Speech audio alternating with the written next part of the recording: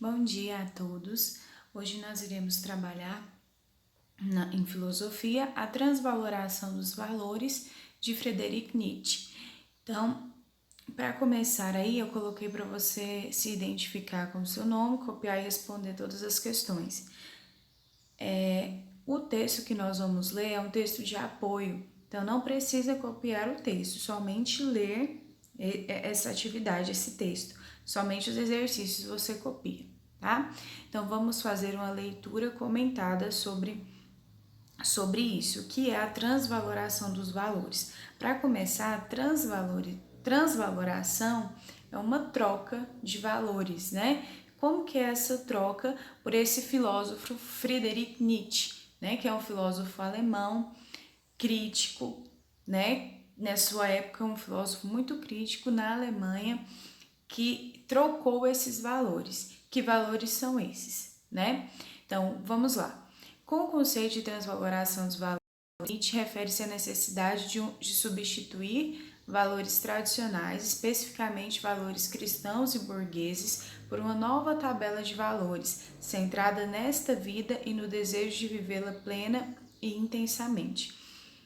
Então ele quer dizer que os cristãos, os burgueses, são alienados por regras e costumes e não vivem a vida como ela é, né? Deixando bem claro que Nietzsche não tem uma religião.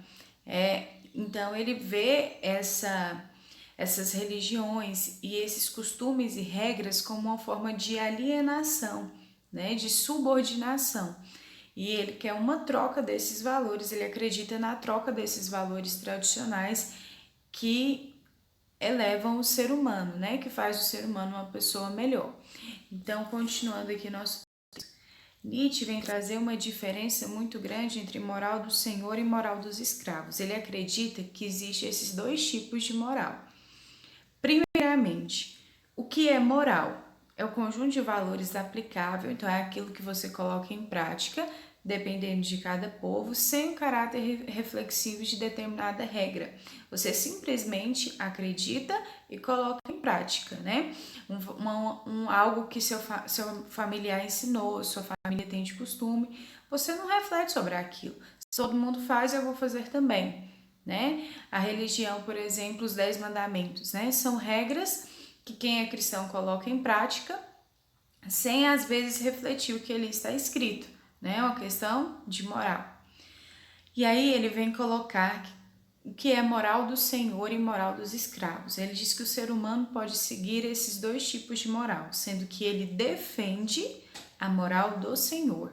Moral do senhor pode ser chamada também de moralidade mestra ou moral nobre, que valoriza o orgulho, força e nobreza.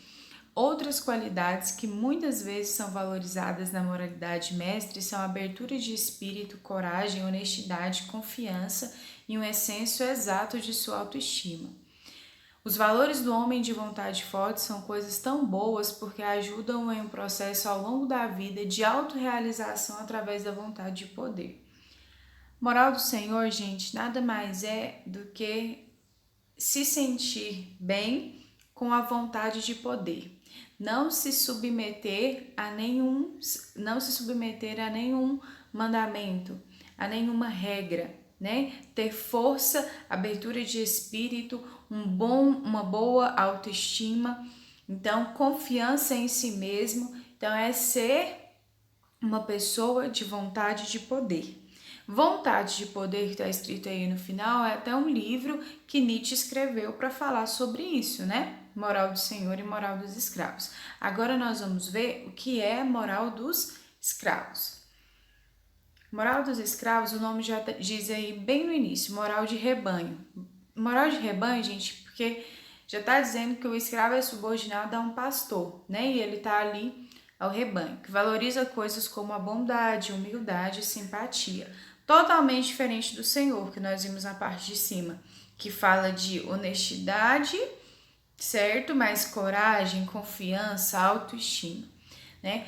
Os mestres ou senhores são criadores de moralidade. Então ele quer dizer que os escravos apenas seguem a moral que os senhores o impõem. Ao contrário da moral do senhor, que é sentimento, a moral de escravos é baseada em ressentimento. desvalorizando o que o mestre valora e o escravo não possui. Como a moral do Senhor se origina no forte, a moral escrava tem origem no fraco. Por que ele diz isso, gente? Porque se é o Senhor que impõe o tipo de moral e o Senhor é forte, então quem segue é fraco, está sem subordinado. A essência da moral dos escravos é a utilidade. O bem é o que é mais útil para toda a comunidade, não o forte. Nietzsche viu isso como uma contradição. Então, o bem e o forte para Nietzsche são coisas contrárias, são coisas aversas, tá? O bem, ele deve existir, mas o forte, ele prevalece, então são coisas contrárias. Para ele, o forte deve prevalecer. Então, desde que os poderosos são em número reduzido em comparação com as massas dos fracos, o fraco ganha poder por corromper o forte em acreditar que as causas da escravidão são más, como são qualidades que originalmente não poderia escolher por causa de sua fraqueza. Vamos ler novamente que eu vou comentar sobre essa frase aí, sobre esse último pedacinho. Desde que os poderosos são em número reduzido em comparação com as massas dos fracos, o fraco ganha poder por corromper o forte em acreditar que as causas da escravidão são más, como são qualidades que originalmente não poderia escolher por causa de sua fraqueza. Aqui, ele quer dizer que os escravos, que os fracos só são bons, só têm tais qualidades por falta de opção, porque são impostos a isso. E aí fala o seguinte, que o número de poderosos é reduzido em número das pessoas de massa. Trazendo para a nossa realidade, o número de pessoas mais ricas é menor que o número de pessoas mais pobres, né? No mundo em que a gente vive.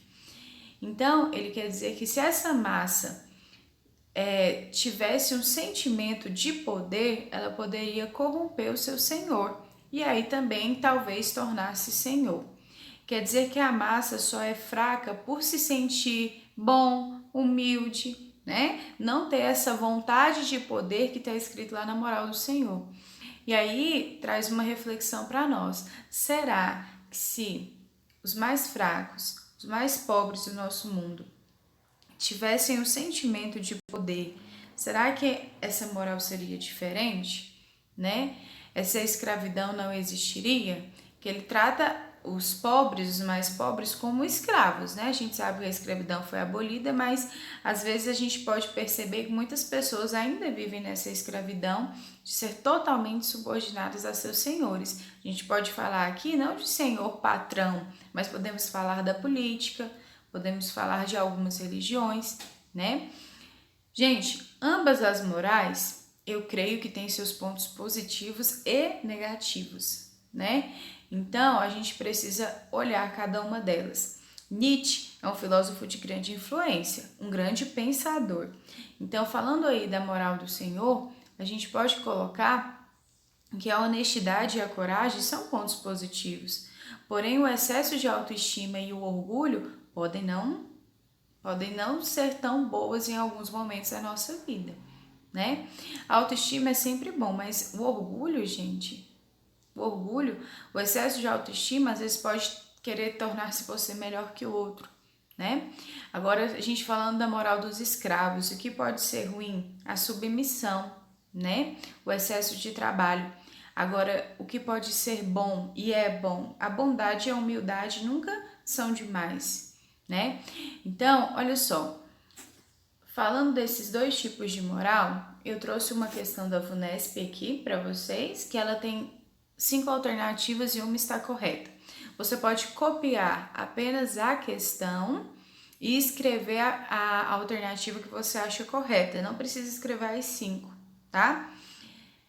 Número 2. Relaciona a moral dos escravos com a desigualdade social existente em várias partes do mundo.